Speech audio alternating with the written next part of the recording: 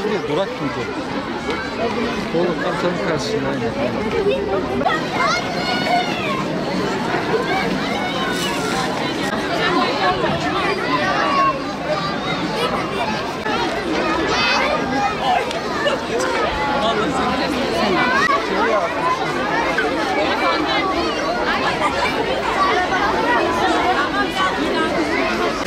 Maşallah.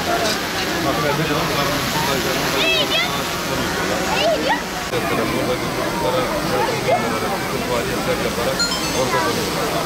İnsanlığına orada. Tebrik ediyoruz.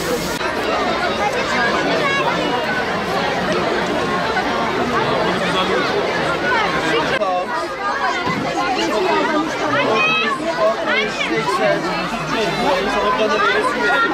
Bir tane meyve suyu gönderebilir misin? Yap bakalım hadi. Ben de seninle de yapayım. Maşallah. Adın ne senin? Sizlerle gurur duyuyoruz.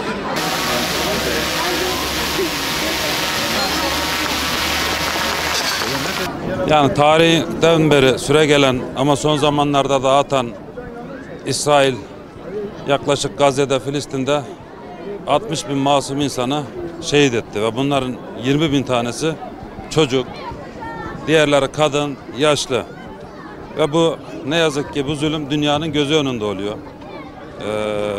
Bizler de tabii başta Sayın Cumhurbaşkanımız olmak üzere milletimizin her bir ferdi yaşanan bu haksız, hukuksuz, insanlık onurunu zedeleyen, adeta soykırıma dönüşen bu zulme millet olarak, devlet olarak en yüksek sesi, itirazı, kınamayı ve oradaki zulmü durdurmak için her türlü faaliyeti gerçekleştiriyoruz.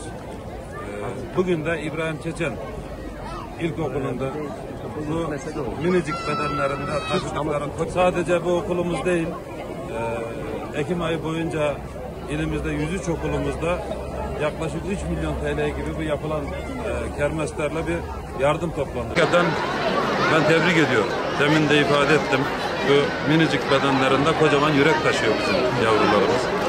İnşallah bu sadece bir yardım kampanyası değil. Gerçekten çok anlamlı bir etkinlik. Orada yaşanan zulme, soykırıma, itiraz, vicdanın, dayanışmanın, sorumluluğun en yüksek sesi. Ben hakikaten bugün hemşerilerimizle, yavrularımızla gurur duydum. Velilerimizle gurur duydum, hemşerilerimizle gurur duydum. İfade ettiğim gibi bu bir yardım kermesinin ötesinde bir anlam taşıyor. İnşallah bizler elimizden gelen her şeyle, her türlü araçla, yardımsa yardım, duaysa dua, her türlü argümanla oradaki yavrularımızın da bizim yavrularımız gibi gülmesi için, oynaması için, insan olmanın gerektirdiği insanlık onuruna yakışır bir hayat sürmeleri için elimizden gelen gayreti bütün milletimizle beraber, yavrularımızla beraber sürdürmeye devam edeceğiz. Ben hakikaten tebrik ediyorum. İdarecilerimizi, velilerimizi, emeği geçen herkesi, hemşerilerimizle gurur duyuyorum.